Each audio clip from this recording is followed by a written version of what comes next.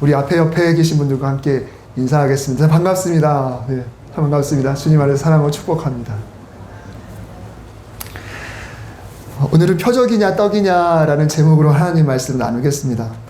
요한복음을 읽다 보면 내용이 굉장히 풍부하죠. 우리 성경을 처음 접하는 사람들에게 추천하는 책이 요한복음입니다. 그 안에 사실은 처음 성경 읽는 분들에게는 요한복음이 어렵긴 해요. 그렇지만 그 안에 복음의 핵심들이 엑기스처럼 담겨 있으면서 예수님의 생애가 또 들어있기 때문에 이 요한복음을 추천하죠. 근데 굉장히 장들이 좀 긴 편입니다. 근데 그 중에서도 오늘 본문 6장은 더 길어요. 무려 71절이나 됩니다. 왜 71절이나 이렇게 길게 기록됐을까? 성경의 모든 장이 다 그렇진 않지만 특별히 요한복음 6장은 같은 흐름으로 이어져야 되는데 그 안에 내용이 좀 설명이 길다 보니까 이렇게 6장이 깁니다. 물론 6장에는 우선 오병이어 사건이 있습니다. 우리가 너무 잘 알죠. 그리고 예수님께서 물 위를 걸으시는 사건이 좀 짧게 나와요. 다른 복음서에 비해서 조금 짧습니다. 그 후에 아주 긴 구절로 예수님께서 제자들에게 생명의 떡, 생명의 양식에 대한 그런 설명을 아주 길게 이렇게 해주시죠. 나는 생명의 떡이다. 그러니까 이 떡을 먹은 그 기적과 함께 이 진정한 떡은 무엇인가 라는 것을 예수님께서 설명을 해주시는 거죠. 어떤 사건이 있을 때 그 사건을 소재로 이렇게 말을 하면 훨씬 더 우리가 이해하기 쉬운 것처럼 예수님께서도 이 기회에 이 진정한 생명이 무엇인가, 진정한 양식이 무엇인가를 말씀해 주셨던 겁니다. 우리가 잘 아는 말씀이지만 6월절 명절을 앞둔 어느 날 이 갈릴리 호숫가에서 많은 무리가 예수님께로 몰려 들어왔습니다. 그 이유는 그 전에 예수님께서 병자들을 고치는 그런 모습들을 이들이 봤기 때문에 그래요. 그러면 또 무슨 구경거리가 있을까? 또 어떤 치유가 있을까? 혹시 또 나는 고침받을 수 있을까? 이런 기대감으로 예수님께 몰려드는데 그 숫자가 어마어마했습니다. 그런데 예수님은 제자들과 함께 산에 오르셨어요. 산이라고 해서 우리나라 같은 산을 생각하면 안 되고 동네에 아주 야트막한 구름 정도로 생각하면 되겠죠. 물론 갈릴리에 지금 오늘 장소의 이 디베라 그쪽은 조금 이렇게 약간 왕경사에다가 갑자기 급경사로 올라가는 지형으로 돼 있긴 해요. 근데 가버나움은 왕경사로 해서 또 계속해서 왕경사로 올라갑니다. 그러니까 지형이 좀 다르긴 합니다만. 그래서 예수님이 제자들과 함께 산 쪽으로 약간 올라가실 때 호숫가의 무리들도 예수님을 쫓아서 올라갔고 그 수가 약 5,000명이나 됐다라고 표현합니다. 물론 이 5,000명에 대해서 과연 이 5,000명이 얼마나 될까? 장정 숫자만 5,000명이어서 실제로 모인 숫자는 최소 25,000은 될 거다라고 이렇게 이야기를 하는데 어찌됐건 오늘 본문에서는 요한복음에서 6장에서는 5,000이라고 이야기합니다. 사람들이 몰려오는데 왜 예수님은 왔네? 라고 그들을 기쁘게 맞아주는 대신에 일부러 산으로 좀 마치 피하듯이 도망가듯이 일부러 그냥 이동을 하셨어요. 왜 그랬을까요? 이 무리들의 동기가 순수하지 않다는 것을 예수님이 아셨기 때문에 그렇습니다. 만약에 예수님이 어떤 분이신지 알고 무엇을 기대하고 진정으로 예수님을 따라왔다 그러면 예수님이 그들을 쌍수 들고 그냥 두 손 들고 환영하지 않을 이유가 어디 있겠어요? 근데 그들의 동기를 이미 아시기 때문에 오네 하면서 예수님이 그냥 제자들과 더불어 위로 점점 더 도망가셨죠. 그런데도 예수님은 산까지 따라온 사람들에게 오병이어의 사건으로 먹이셨습니다. 보리떡 5개와 물고기 2마리. 이 날을 예수님을 따라온 이들의 입장에서 보자면 한마디로 구경하러 왔다가 밥까지 얻어먹은 날이 됩니다. 구경하러 왔다가 밥까지 얻어먹은 날, 그야말로 횡재예요. 여러분 그냥 구경하러 왔다가 밥 한 끼 먹은 게 무슨 횡재냐라고 생각할 수도 있지만 이들은 배불리 먹을 수 있는 상황이 아닙니다. 제가 종종 이렇게 말씀드리죠. 오늘 본문 12절에 보면 이날은 누구 하나 빠짐없이 배불리 먹었습니다. 그들이 배부른 후에 여러분 이들은 배불리 먹을 수 있는 그런 환경이 아니에요. 그날 벌어 그날 겨우겨우 먹는 거고 그날 공치면 정말 쫄쫄 굶어야 돼요. 여러분 이들이요 이런 평상시의 삶을 사는 게 아니에요. 거긴 전쟁으로 찌들어 있습니다. 물론 저는 그 시대를 살지 않았지만 전후 세대 그때를 경험하셨던 분들은 아시잖아요.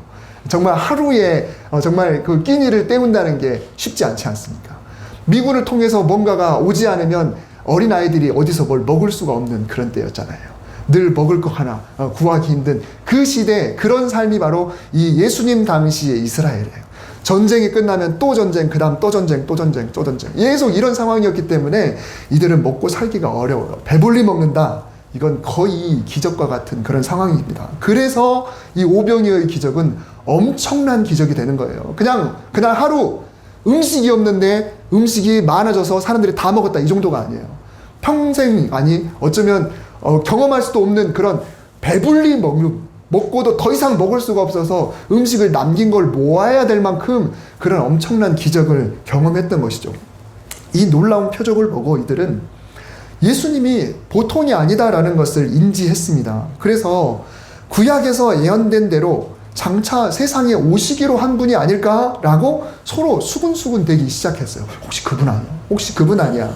그러다가 군중 심리가 점점 과해져서 예수님을 붙들어서 어디 다른 데로 가지 못하게 하고 싶었습니다.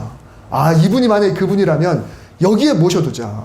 이분만 있으면 어느 날 어쩌다가 하루만 기적적으로 배불리 먹는 게 아니라 평소에도 우리가 음식 걱정 안 해도 되겠구나. 평소에도 배불리 먹을 수 있겠구나 라고 생각했습니다. 그래서 예수님은 자기들의 왕으로 세우려고 시도하는 그 모습을 보고 산으로 더 높은 곳으로 떠나가셨고요. 그래서 이들은 예수님을 따르는 길이 어떤 길인지는 상관없고 배불리 먹을 수만 있다면 예수님을 우리의 왕으로, 임금으로 세워야겠다라는 착각 속에서 그냥 갑자기 뭔가 좀, 여러분 무섭지 않겠어요? 사람이 여기 여럿이 있는데 갑자기 나한테 마치 좀비 때처럼 막 달려든다고 생각해 보세요. 와, 어디 가지 못하게 뭐 포위하고 막 이렇게 몰려든다고 생각해 보세요. 5천 명이 넘는 사람이 나한테 온다. 여러분이 갑자기 저를 쫓아오기만 해도 저는 도망갈 것 같은데 얼마나 심합니까? 지금은 학교에서 급식을 주죠. 참 행복한 시기를 요즘 살고 있는 게 맞아요. 근데 무상급식 제도가 도입되기 전에는 다 경험을 보셨겠지만 도시락을 챙겨와서 식사를 했습니다. 저는 고3 때 도시락을 점심, 저녁 이렇게 2개를 싸가지고 다녔습니다. 다들 그러셨죠? 점심 먹고, 그리고 정규 수업이 끝나면 또 저녁을 먹고 야간 자율학습을 해야 됐잖아요. 말이 자율학습이지 타율학습이지 않습니까? 그래서 10시 넘게까지 이렇게 공부를 했죠. 근데 저는 고3 시작을 전학생으로 시작을 했습니다. 고2 때까지 저 밑에 목포에 있다가 고3 때 군산으로 전학을 갔어요. 군산 앞바다에 한 섬이 있는데 지금은 다리로 연결이 되어 있습니다. 이제 새만금 방조제가 세워지고 거기에 고군산 군도가 있는데 거기가 다 다리로 연결돼서 지금은 차로 다 갈 수가 있거든요. 근데 그 당시에는 군산에서 배를 타고 한참을 갔어야만 되는 그런 곳이었습니다. 그래서 부모님이 섬에 있는 교회로 이 사역지를 옮기시다 보니까 저는 어쩔 수 없이 군산에서 자취를 하게 됐습니다. 이제 고3인데 자취를 하는 거죠. 물론 혼자 하는 거 아니고 우리가 식구가 형제가 많다 보니까 형 그리고 누나와 함께 했어요. 당시 우리 반에는 도시락을 싸오지 않는 친구가 하나가 있었습니다. 처음에 몰랐어요. 그 친구가 점심시간마다 도시락을 들고 어딘가를 나갑니다. 그리고 다시 돌아와서 도시락을 옆에다가 걸어놔요. 그러면 저는 얘가 다른 반에 친구가 있어서 거기 가서 먹나? 혹은 어디 조용한 데서 먹나? 혹은 반찬을 내놓기가 창피해서 그러나? 이런 생각들을 했었습니다. 저는 전학생이니까 그 친구를 모르죠. 근데 실제로는 그 도시락이 비어 있었습니다. 친구들에게 들킬까봐 나가서 외부 어딘가에 스탠드 같은 데 있다가 정말 줄인 배임에도 불구하고 물로 배를 채우고 그렇게 왔어요. 처음에는 몰랐죠. 그만큼 그 친구는 가정 형편이 아주 열악했었던 것 같습니다. 어느 날 제가 누나에게 이야기를 했어요. 그래서 누나는 제 도시락 2개에다가 그 친구를 위한 도시락 하나를 더 싸기 시작했습니다. 그러니까 저는 매일 도시락 3개를 싸가지고 등교했습니다. 아침에 일찍 등교했어요, 일부러. 그래서 누가 오기 전에 그 친구 책상 옆에다가 도시락 하나를 걸어놓고 그리고 제 자리로 가서 하루를 보냈습니다. 그리고 그 친구가 이제 제가 이제 이야기를 했죠. 그러니까 몰래 그 도시락을 가지고 나가서 또 어딘가에서 그걸 먹고 그리고 자기 자리에다 걸어놓으면 제가 분위기를 봐서 학생들이 거의 다 빠져있을 때 몰래 그 도시락을 챙겨서 집에 갔어요. 한동안 오랫동안 그렇게 했습니다. 이거는 제가 한 게 아니고 제 누나가 한 거죠. 제 누나가 참 고마웠습니다. 학년 말에 대입 원서 접수가 시작이 됐는데 그 친구가 그쯤에 저한테 물었습니다. 나도 너 따라 신학대학교에 가면 안 될까? 그 친구는 교회를 안 다녔습니다. 신학대학교를 갈 이유가 전혀 없었어요. 공부도 제법 했습니다. 그래서 제가 왜 그러냐고 솔직하게 물어봤더니 그 친구도 솔직하게 이야기를 했어요. 대학 가서도 저의 도움을 받고 싶어서라고 합니다. 물론 처지를 이해하는 바는 아니에요. 이해하지 못하는 바는 아니에요. 그만큼 먹고 사는 문제가 그 친구에겐 절실했던 거죠. 저도 그 친구가 참 측은했습니다. 그러니까 도시락을 가져가지 않겠습니까? 그렇더라도 신학대학교가 뭐 하는 곳인지, 그곳을 나오면 뭐 하는 건지 이런 것은 관심 없고 그저 도움받고 싶어서 선택했다라고 하는 것은 그냥 단순히 힘들어서라고 하기에는 좀 설득력이 좀 떨어지죠. 실제로 그 친구가 졸업 후에 어디를 갔는지, 그 친구의 삶이 어땠는지 저는 잘 몰라요. 지금 사실 궁금하긴 하지만 어디선가 어떻게 살고 있겠죠. 여러분, 오늘 본문 사건이 딱 그런 겁니다. 이분이 누구신지, 이분을 따른다는 것이 무엇인지, 어떤 의미인지 전혀 몰라요. 그런데 이분이 있으면, 이분을 따르면 적어도 배를 골치 않는다. 아니, 늘 배불리 먹고 살 수 있다. 여러분, 예수님을 따르는 무리의 마음이 어땠을지, 왜 예수님이 이들을 의도적으로 피하셨는지 우리가 한번 짚어봐야 될 문제인 거죠.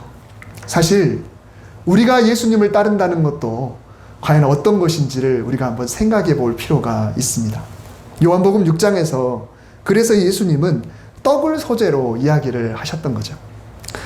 예수님은 자리를 피해 혼자 산으로 가셨고 산 아래 호숫가에서 제자들은 예수님을 기다리다가 그들끼리 배를 타고 다른 마을로 향했습니다. 물론 다른 복음서에서는 순서가 반대죠. 예수님이 제자들을 배에 태워서 너네 먼저 가 있어. 이 무리를 내가 좀 이렇게 잘 다독이고 그리고 뒤따라갈게. 이렇게 됐는데 오늘 복음서에서는 예수님이 먼저 산 쪽으로 가시고 제자들은 기다리다가 배를 타고 가시고. 그러니까는 이 목격하는 느낌 또 전달받은 내용이 조금씩 다르다 보니까 그래서 성경에 차이가 조금씩 있습니다만 그러나 이건 중요한 건 아니겠죠.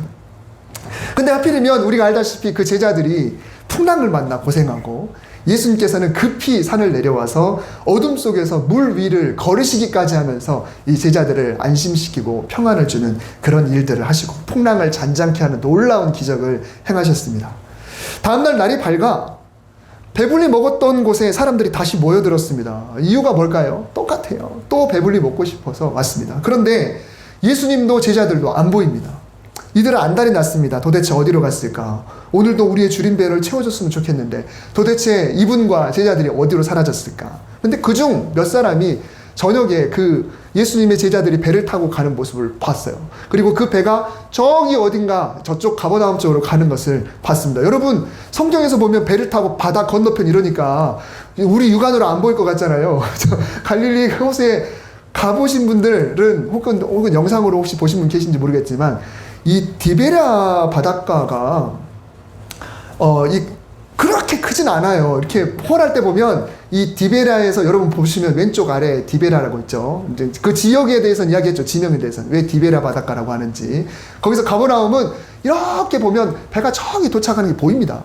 보여요. 그러니까 저기에 저 배가 도착했다라는 걸 목격한 사람이 있었던 거죠. 그래서 그곳까지 이렇게 찾아갑니다. 어떤 사람은 거기 있는 배를 타고 가고 어떤 사람은 걸어서, 물론 좀 시간은 걸리겠지만 그래도 좋게 몇 시간이면 걸어갈 만한 그런 정도의 거리에 있어요. 그래서 이 가버나움까지 해안선을 따라 이 많은 무리가 그냥 쭉 이동을 했습니다. 그들이 질문을 하죠. 선생님, 언제 여기에 오셨습니까? 그래서 예수님께서 다시 이야기를 하셨어요.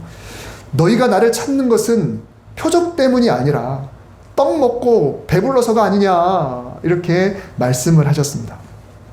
여러분, 사람들이 예수님을 찾았던 이유가 무엇입니까? 처음에 이 오병이어의 기적이 일어났던 그 현장에 왔던 이유를 뭐라고 했나요? 예수님께서 그 전에 누군가를 고치신 표적을 봤기 때문이다. 그리고 6장 14절에서 보면 많은 음식을 배불리 먹은 후에는 이분을 왕으로 삼으려고 했기 때문이고, 멀리 호숫가를 걸어 예수님을 따른 이유는 떡을 먹고 배불렀기 때문이다 라는 것입니다. 모든 목적이 다 거기에 있어요. 오로지 배부름, 오로지 내 욕구를 해결하기 위해서, 오로지 내가 원하는 걸 받기 위해서. 그래서 따랐다라는 것이죠. 그런데 예수님은 35절에서 이렇게 이야기하시죠. 내가 생명의 떡이다. 나 자체가 생명의 떡이다. 내게 오는 자는 결코 줄이지 않을 것이다. 나를 믿는 자는 영원히 목마르지 않을 것이다 라는 이야기를 하셨어요. 이 말은 이들에게는 이해가 되지 않는 그런 말이에요. 이게 도대체 뭔 소리 하는 건지 도대체. 당신이 떡이라는 거야? 당신을 잡아먹으라는 거야? 뭐야 도대체. 도무지 이해가 안 되는 그런 난해한 이야기를 했는데 그 이야기를 들을 때 예수님을 따라온 그 사람들 뿐만 아니라 예수님과 함께 그 배를 타고 갔거나 예수님과 함께 있던 그 측근들조차도 지금 뭔가 헷갈리기 시작했던 거죠. 그래서 그때부터 제자 중에서 많은 사람이 떠나가고 다시 그와 함께 다니지 않았다라고 했습니다. 많은 사람이 흩어졌어요. 그리고 예수님과 함께 있었던 사람들조차 떠나갔어요. 우리가 말하는 12제자, 12사도를 말하는 게 아니라 제자들이 엄청나게 많았거든요. 근데 그들도 많은 사람들도 떠나갔습니다. 물론 그들은 평소에 그랬겠죠. 아, 나는 제자다. 다른 사람들은 저녁 되면 집에 갔다가 다음날 또 예수님 만나러 오고 또 어느 다른 마을 이동하면 남아있지만 우리는 예수님의 공생을 계속 따라다니는 그런 제자다. 다 버리고 예수님 따라다니는 제자다. 이렇게 생각했겠죠. 그러나 내 앞에 있는 당면 문제와 예수님 자체와 충돌을 했을 때 거의 대부분이 예수님을 등지고 내 앞에 있는 음식, 내 앞에 있는 문제, 내 앞에 있는 필요를 향해서 흩어져 버렸다라는 것입니다. 예수님의 대답을 다시 한번 볼까요? 너희가 나를 찾는 것은 표적을 본 것이 아니, 본 까닭이 아니요 떡을 먹고 배부른 까닭이로다. 여기서 이 표적이라는 단어를 한번 나누려고 합니다. 여러분 성경에는요 표적과 비슷한 느낌으로 기적, 이적 이런 단어들이 나옵니다. 성경을 읽다 보면 그냥 우리가 성경을 통독하고 읽다 보면 그냥 표적, 그냥 이적, 기적 그러면 다 그냥 비슷하게 생각하면서 별로 깊이 생각하지 않고 그냥 성경을 읽어요. 아, 주님이 이적을 베푸셨습니다. 주님이 표적을 보여주셨습니다. 주님이 기적을 베푸셨습니다. 그러면 그냥 다 그냥 비슷한데 한글로 그냥 다르게 표현했나 보다라고 생각하지 별로 그렇게 중요하게 생각하지 않습니다. 그러나 성경에 보면 헬라어 원어도 다르고요. 히브리어 원어도 다르고 그 의미도 달라요. 표적은 헬라어로 세메이온이라고 하는데요. 영어로는 사인이라고 합니다. 이제 와닿죠? 이제 한자로 표현할 때도 표시하다 라고 하는 말. 표적은 흔적, 자취 이런 걸 말해요. 적자, 표시, 흔적이 남는 표시. 이게 바로 표적이 되는 것이죠. 다시 말하면 하나님께서 뭔가를 행하시면 거기에는 메시지가 있다는 거예요. 사인이 있다. 하나님이 전달하시고자 하는 뜻을 증명하기 위한 도구로 뭔가 나타나는 것. 이게 바로 표적이다라는 것이죠. 어떤 행위의 결과 자체보다는 그 사건이 무엇을 의미하는지, 이 사건을 통해서 하나님이 무엇을 드러내고자 하시는지, 하나님 당신이 어떤 분이신지를 보여주기 위한 게 표적이다라는 것입니다. 기적도 헬라어로 이제 테라스라고 하는데요. 영어로는 미라클이라고 이렇게 표현을 해요. 이거는 기이한 흔적, 뭔가 신기한 그런 게 되는 건데 이거는 어떤 상식적인 거 혹은 자연 법칙 이런 것들을 넘어서는 놀라운 일, 아 이거 신이 아니면 이런 일이 있을 수 있을까? 라고 생각할 만한 것, 감탄이나 어떤 신의 일인 것 같아, 이건 기적이야 라고 이렇게 표현하는 것, 이거는 경외감, 어떤 감탄, 신이 그 안에 개입됐을 것 같은 그런 마음, 이게 이 신이 개입했나 봐 라고 하는 그 정도의 이걸 기적이라고 생각한다면, 이적은 주로 히브리어에서 많이 사용하는데요. 영어로는 원더로 표현을 하더라고요. 여러분 원더풀이라는 말 알지 않습니까? 그래서 한자로 경이로움이나 또 기이한 현상, 그런 흔적들, 이것을 이적이라고 이야기를 합니다. 기적과 비슷한데 여기에는 놀라움에 대한 표현, 경이로운데, 신기하다 라고 하는 그런 평범하지 않는데 기적과는 비슷하면서도 이거는 신이 아니면 될 수 없어, 이런 것들이 기적이라면, 이건 너무 놀라운데, 이야, 이런 사람의 어떤 감정적인 부분을 좀 더 느낀다면 이게 이적이다라는 것이죠. 근데 우리는 이것을 그냥 다 그냥 비슷비슷하게 읽죠. 그러면 예수님께서 너희가 나를 찾는 것은 표적을 본 까닭이 아니요 떡을 먹고 배부른 까닭이로다 라고 말씀하신 의미가 확실해지죠. 우리가 생각할 때는 떡을 먹고 배부른 그 사건 자체가 표적이잖아요. 그 자체가 표적인 것 같은데 그들에게 예수님이 보실 때는 그냥 이거는 기적과 이적 수준이고 표적으로 그들이 받아들이지 않았다는 거예요. 예수님은 너희가 그 오병이어의 그것을 보면서 표적으로 보지 않고 이것을 단순히 이 우리가 배불리 먹었다는 기적으로만 봐서 그래서 너희가 나를 따라왔어 라고 말씀을 하시는 거죠. 풀어보자면 그 전에 병자들이 고침받은 그 사건 자체보다도 그 사건을 이루신 하나님과 나를 통해 치료하신 하나님의 뜻과 하나님이 왜 나를 통해 이런 일을 하시는지, 어떻게 하나님이 나를 통해서 이 일을 하셨는지, 당신을 드러내셨는지 새롭게 깨닫고 놀랍게 여기고 경외하기 위해서 나를 찾아온 것이 아니다. 그저 오병이어 가지고 어떻게 우리가 배불리 먹게 되었지? 야, 초자연적인 사건이다. 기적이다. 이야, 신난다. 오늘 또 경험하고 싶다. 앞으로도 그러고 싶다. 또 배불리 먹고 싶다. 그래서 나를 찾은 것이 아니냐라고 예수님이 질문하신 거예요. 여러분, 우리 신앙생활에서 우리의 모습을 한번 돌아볼 필요가 있습니다. 과연 나는 표적을 찾고 있는가? 아니면 그냥 기적이나 이적을 찾고 있는가? 이거 신이 하신 것 같아? 혹은 이야, 너무 놀라워. 너무 신기한데. 제가 지난주에 교회 소식 나누면서 수련회를 위해서 기도해 주십시오 라고 그렇게 부탁을 드렸어요. 양심의 손을 얹고 기도를 안 하시는 분이 계신지 모르겠습니다. 목금토 수련회 다녀왔는데요. 약 100명 정도, 이제 많이 모인 교회는 25명, 적게 모인 교회는 1명, 이렇게 해서 그 숫자가 변명이 됐어요. 교회가 10여 개 교회가 함께 모여가지고 저는 거의 타임키퍼 진행하면서 제가 마이크 제일 많이 잡은 사람 이렇게 해서 앞에서 인도를 하는 그런 역할을 맡았거든요. 그러면서 돈 관리도 하고 막 그렇게 했습니다. 다행히 정말 우리 지방에 안에 있는 목사님들 교회에서 십시일반으로 이렇게 후원해 주셔가지고 넉넉하게 이렇게 식사도 하고 물놀이도 하고 이렇게 또 장학금도 주고, 이 장학금이 엄청나요. 그냥 회원권 추첨하면 2만 원씩 현금이 나가요. 명찰을 내면 명찰 추첨해가지고 10만 원이 나고 막 그래요. 그러니까는 받은 걸 그냥 돌려줍니다. 그 대신 장학금이라는 이름으로 돌려주니까 학생들이 마지막까지 집에 안 가요. 그거 받으려고. 그렇게 하는데 제가 간증 하나를 좀 하려고 해요. 첫째 날 저녁 야식이 이제 들어오게 됐는데 어느 교회에서 복숭아를 가지고 왔습니다. 학생들 반응이 어땠을까요? 와, 복숭아다 이랬을까요?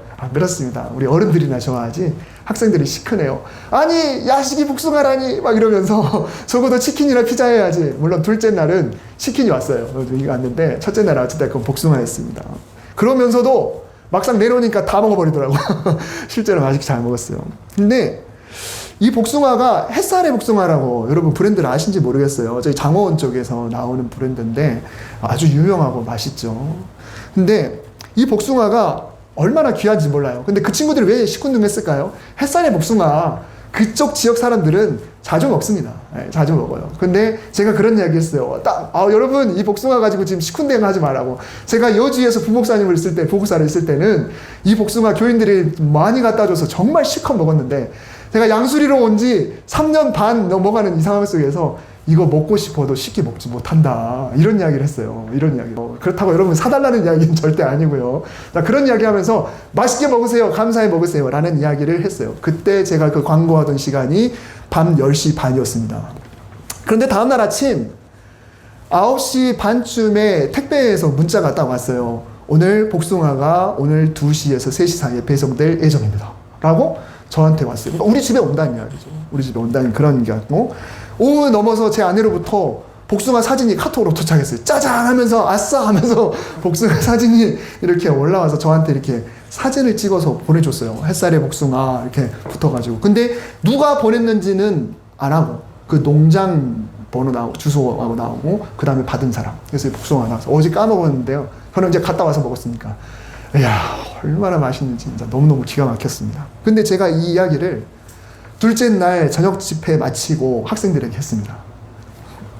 여러분, 어젯밤에 제가 했던 이야기 기억나시죠? 근데 오늘 아침에 그런 문자가 왔습니다. 여러분, 이게 별거 아닌 것 같죠? 타이밍이 기가 막히죠? 제가 여러분에게 했던 말이 10시 반쯤이었는데, 근데 그러면 이걸 보낸 분은 그 전에 보냈다는 이야기인데, 근데 제가 그 이야기를 이거 여기 양수리에 와서 많이 못 먹었다고 하니까 이야, 이 기가 막힌 타임에 하나님이 보내주셨어요. 근데 이거를 제가 말하고 싶어서 여러분이 하는 거예요. 왜? 말하는 저도 은혜고 듣는 사람들에게도 은혜가 되기 때문에 그렇습니다. 그런 이야기를 하면서 이런 사소한 기적들을 하나님이 하신 일이라고 인정하는 것이 우리 신앙생활에 얼마나 유익한지 그런 것을 제가 간증으로 이야기했어요. 물론 누가 보냈는지는 제가 알아요. 왜냐하면 이분은 매년 제철 과일을 보내주십니다. 매년 제철 과일을 택배로 그냥 예고하지 않고 딱 보내요. 그냥 어느 날 왔다 그러면 오! 근데 이때가 제가 신기한 거는 그분이 왜 안 보내주시지 이때쯤 이런 생각을 하는 게 아니라 항상 까먹고 있어요. 이분이 복숭아를 보내줄 거라고 아예 생각도 안 하고 있었어요. 근데 먹고 싶다라는 생각이 들면 절묘한 타임에 그 다음날 바로 와요. 근데 이게 너무너무 신기한 거죠. 그래서 제가 학생들한테도 그런 이야기 했어요. 하나님한테 내가 도대체 뭔 말을 못한다고. 하나님한테 도대체 뭔 말을 못한다고. 말만 했다면 하나님이 사소한 부분에서 개입해 주시는데 생각만 해도 그렇게 하고. 그래서 하나님 참 신기하다. 정말 멋지시고 정말 대단한 분이시다라는 것을 제가 학생들에게 간증으로 했습니다. 여러분, 학생들에게 그렇게 이야기를 했을 때 학생들이 어떤 생각을 했는지 모르겠어요. 우리는 보통 기적을 어떻게 생각하나요? 뭔가 엄청나게 큰 일로 생각합니다. 엄청나게 큰 일들로, 그런 것들로 생각하는데 복숭아가 때마쳐 왔네. 이것은 단순히 우연이고 신기하고 좀 더 나아가면 기적인데, 와 이적인데 이럴 수 있어요. 그런데 이 속에서 하나님 정말 대단하십니다 라고 할 때, 하나님이 살아가셔서 나를 위해서 이거를 하셨구나 라고 생각할 때 이게 표적이 되는 거예요. 그게 표적이 되는 겁니다. 그냥 신기하다, 야 우연이다, 야 기가 막히다, 야 어쩜 이렇게, 그냥 이 정도가 아니라 하나님이 그렇게 하셨네 라는 것을 고백할 때 이것은 표적이 되는 거예요. 그러니까 오병이어의 기적을 경험한 사람, 어떤 사람이 치유받는 것을 보는 사람, 이 사람들이 그 안에서 하나님을 생각하는 거예요. 저분을 통해서 하나님이 어떤 일을 하실까?